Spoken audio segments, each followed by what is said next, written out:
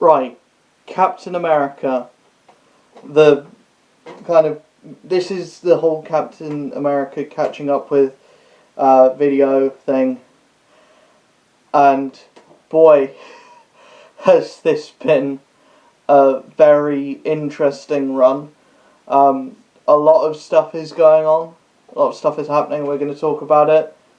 Roll the intro.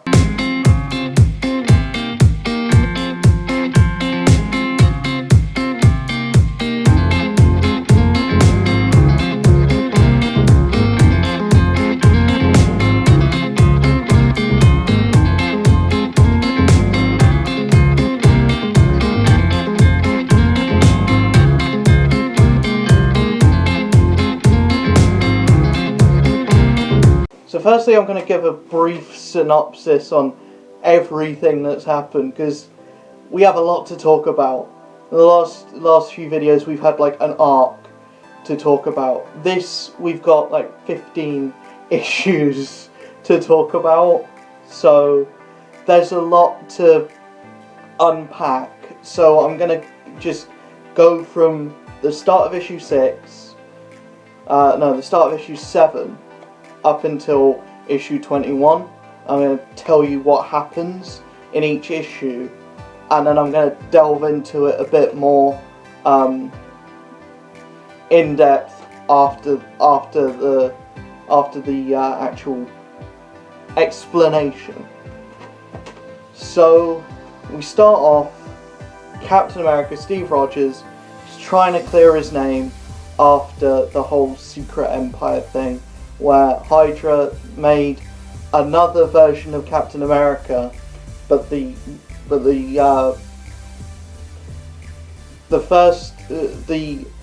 original version of Captain America, the actual real Steve Rogers, was stuck inside the brain of this new Steve Rogers that was the captain leader of Hydra. I didn't actually read Secret Empire because I wasn't reading comics at the time, but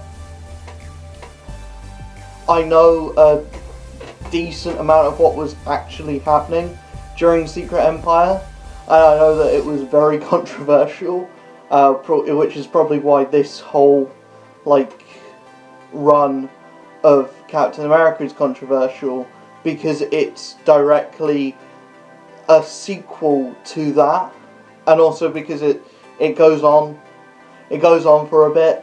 Because we still haven't gotten any resolution to the first arc in issue 21, which it kind of annoys me, but kind of I get it. And reading the whole pacing of this book, I get why it's on the slower side, because it is very talky and it is very political.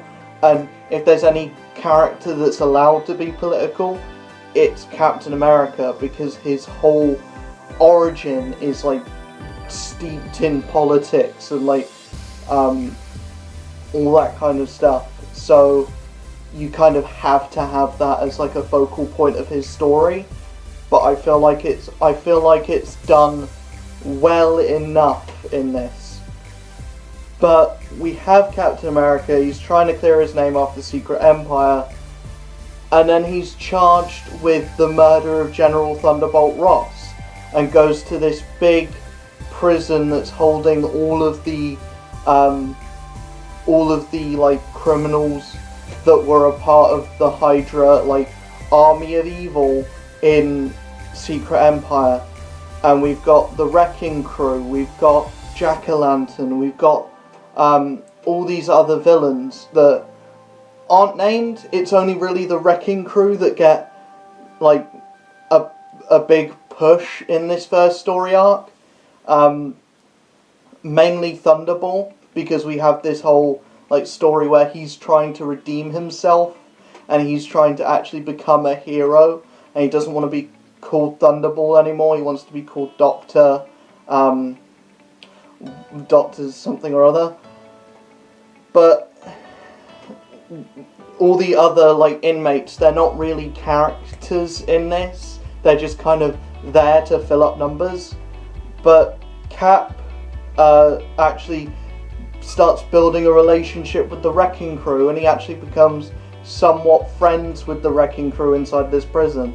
The prison is led by, or run by, Baron von Strucker, who turned against the Hydra movement in Secret Empire and helped put away a lot of the criminals. So now he's got this prison, and he's using this prison as a way to torture and kind of like, he's kind of made this into his own like pseudo death camp for like criminals, and he's going to end up using it to kill off Captain America. So Captain America, with the help of this other team of all-female superheroes called the Daughters of Liberty, who have this mystery member called the Dryad, and they all call themselves by you know, Greek names.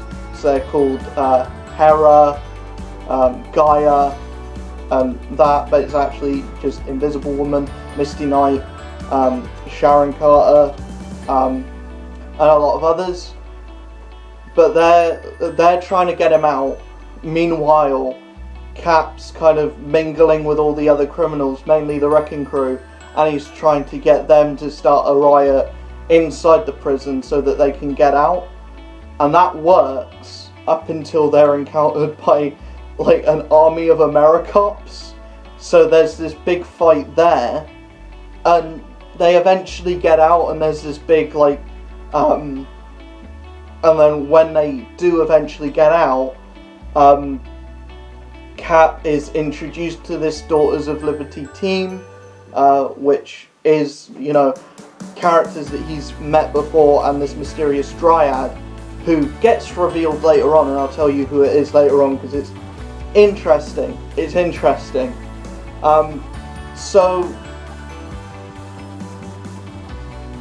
Cap like basically says, I'll work with you if you help me to get my name cleared, and they agree. So the first thing that they do is they go to this they go to the edge of the border to like help some illegal immigrants that are being targeted by this terrorist group called the Watchdogs, and they're basically being transported to this warehouse where they're being taken through this portal and then sold as slaves, and it's all very convoluted, and it all like ties together with this whole like power elite, which was kind of introduced in the first arc, and they beat up Ezekiel Stane and Taskmaster, who were the first two members of the Power Elite, and now they're going after like and now we have this whilst all the stuff with the Watchdogs is going on, we also have stuff with Crossbones and Sin, and we also have this other like we have this like cop killer called Scourge, who's also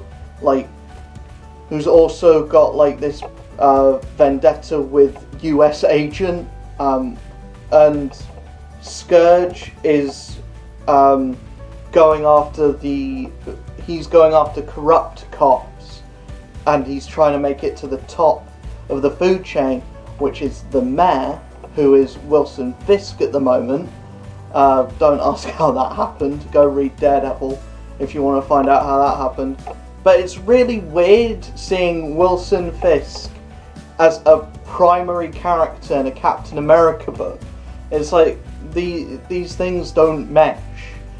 But it works here because he's also like a member of the Power Elite, which is run by this Alexa Lukin and Selene, who's an X-Men villain. It's really interesting to see Captain America go up against characters or villains that he's not used to fighting, like Selene, who's a vampire who uses necromancy, and he's just a guy who's got a lot of muscles and a shield. And it's like one of these things is not like the other, you know. But yeah, there's a lot of it's very interesting like that. But the whole Scourge storyline ends with finding out who Scourge is, and it's not really that interesting of a reveal. It's just this guy who was a cop, but got screwed over by the system and found out how corrupt the system was by being a part of it, and his friend got killed by corrupt rookie cops who were working for Wilson Fisk. So he's basically using this as a revenge story, and by the end of the arc, he ends up committing suicide. He ends up running into like 3 remote turrets and just getting killed, which is kind of and then we have US agent who comes back in and gives the Scourge mask to this other woman that was the wife of the first cop that got killed, and he's like, you're going to need this for what's coming, and it's kind of leading up to this big thing. I feel like it's all to do with like the Power Elite and Captain America and this kind of task force that he's putting together, because he's got the Daughters of Liberty, he's got the Winter Soldier, he's got Falcon by his side now, and after that we're introduced to this other arc where Selene is in like this backwater town in like, I'm gonna guess South America, because it feels like South America, where she's kind of bringing in like men who are basically fucked. They're like on drugs, like all this shit, and she brings them in and turns them into like, the ideal American man, works for themselves, builds their own stuff, like farms and all this stuff, like the kind of thing that people would tote as toxic masculinity.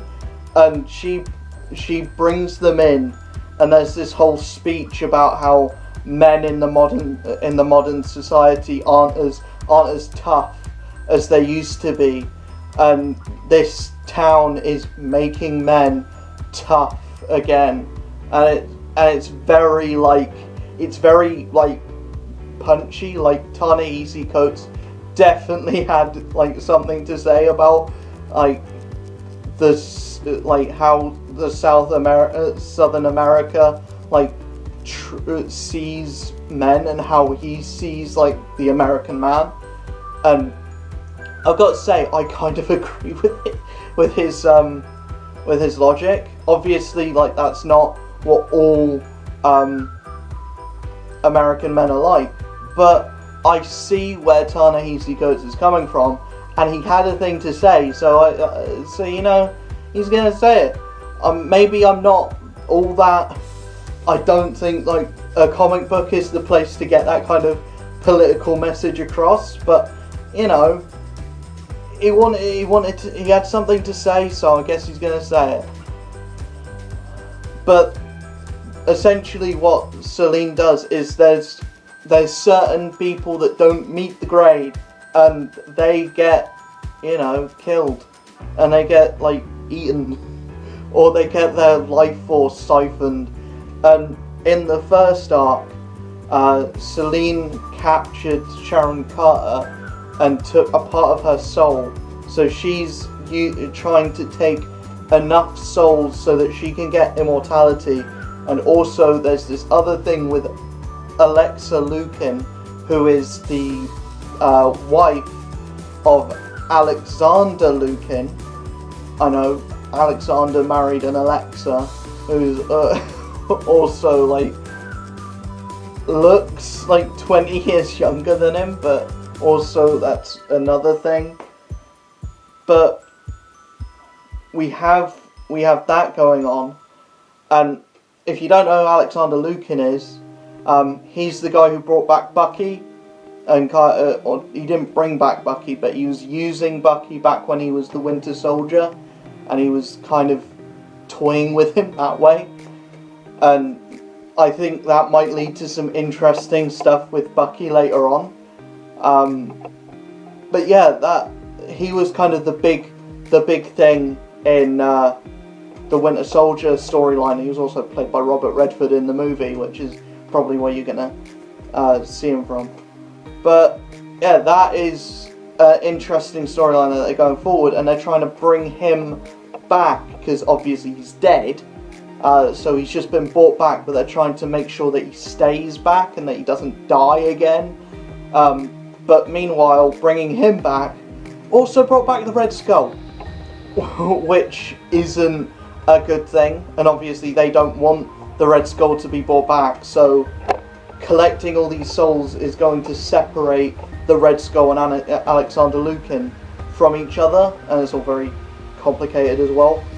But that's where we cut off. Also, it's also revealed that General Ross isn't dead, so that's interesting, and I reckon they're going to do some stuff with making General Ross Red Hulk again.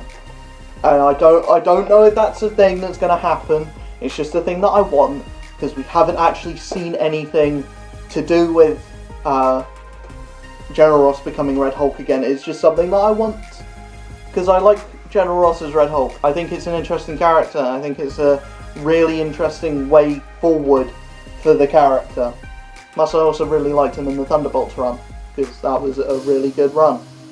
But yeah, I really enjoy Captain America now. Captain America is always a character that I am trepidatious to jump into and to dive into, because I haven't enjoyed many of his stories in the past. They always get way too political for me, and the whole the story The New Deal, where it was basically just after 9/11, and there's literally a scene of him digging up rubble, and someone asks him, "Why weren't you there?" Why do you have that moment in a comic book? Of course the superhero's not going to be there, because it's a real world event. That's why I don't get having a real world event in a comic book, because it's just like kind of a slap in the face to the victims of that tragedy. But anyway, I'm gonna leave it there with that. But I don't feel like this goes too far in the whole political spectrum of everything. It's a good balance of story to, a political message that Ta-Nehisi Coates wants to bring about, because obviously Ta-Nehisi Coates is a very political minded writer, and he's got his own views on what he feels America is, and giving him Captain America is really interesting, and he's doing really interesting stuff with the character, and it's really cool seeing the eyes of Captain America through Ta-Nehisi Coates, who isn't of American descent, and his view on America is very different to someone like a Mark Waid or a Nick Spencer, or someone who is someone who would be living their whole life in America and has their whole view of America from that kind of upbringing. Ta-Nehisi Coates obviously would have had a different upbringing to someone like Nick Spencer, to someone like Mark Waid, and it's just interesting to see his take on the character, and it's a very good take. I think it's a very good take. It's a very interesting take, and I like that they haven't forgotten that Captain America is an old man inside the body of a younger guy. He still is slow, and he's still he's slow to catch on to things. He still thinks in a kind of older way, and he still thinks like someone in the in the 1940s would. And, you know, that's a really interesting thing to look into, because I've never seen a Captain America story that actually deals with him, you know, just feeling out of time, apart from the really early ones. There's nothing like, there's no new ones that deal with him feeling out of time. Also, the way it deals with the side characters. Sharon Carter is given a lot to do in this. The Dryad, it's revealed that she's actually Peggy Carter, who's Captain America's first love during the First World War, during the Second World War, and also the aunt of Sharon Carter. So it's a bit weird that your ex-girlfriend, who you thought was dead, is now alive, is the aunt of your current girlfriend. Bit weird, Steve. But we'll let it slide, because apparently comic books have been letting it slide for ages, and the MCU let it slide. And also let it slide that you're basically making out your niece in The Winter Soldier, but it's okay. That's always a weird thing that I found with Captain America. He's basically going out with the niece of his ex-girlfriend, which is really, really weird. But we'll leave it there. Again, it's weird seeing these characters that Captain America isn't really associated with be like main characters in the Captain America book, like Wilson Fisk. We also have the Foreigner appear in this, who's a Spider-Man villain, and he's not really a main character. He's just kind of there. And General Ross, who's like a Hulk side character, being a big part of this, and seeing the characters that are in the Sisters of Liberty, like Misty Knight and Susan Storm, and that interact with Captain America and interact with Captain America's side characters. That's really cool. I think everything in this is just really cool ideas being executed really well. Maybe the latest 2 issues haven't been as good as the ones leading towards it, and my biggest gripe is the artwork. The artwork is very inconsistent and not very good for the most part. I really liked the first art. I really liked Lionel Francis Yu's art, which is weird because I usually don't. But I feel like when he's tackling more grounded storylines like this, when he's tackling characters that aren't like super powerful characters, then it's really cool. And then they changed the artist, and it's not as good anymore, and it really shows. And the artwork changes from issue to issue, and like none of it is good. None of it is good art. It's serviceable, it's fine, but the quality of writing to the quality of art, it's like night and day. It's night and day. I did find the art very off-putting at times, and I don't want to say that about a book that I'm enjoying, that the artwork is kind of making me want to stop reading, but the artwork did make me want to stop reading it sometimes, and it also meant that I didn't get through this as quickly as like something else, because with something like Thor, the artwork in there was really gripping and really cool to look at. So I got through those issues in a morning. Ghost Rider, the artwork was really good to look at, so I got through those issues. In a morning. With this, it took me several days. Yes, there were more issues to read, but I didn't sit there and read 6 issues at a time. I sat there and read like 1 or 2 at a time. and that was mainly because the artwork was such a bore to look at. It just wasn't. It's not my style of artwork. I prefer these big bombastic colours, and this just seemed really muted and dull.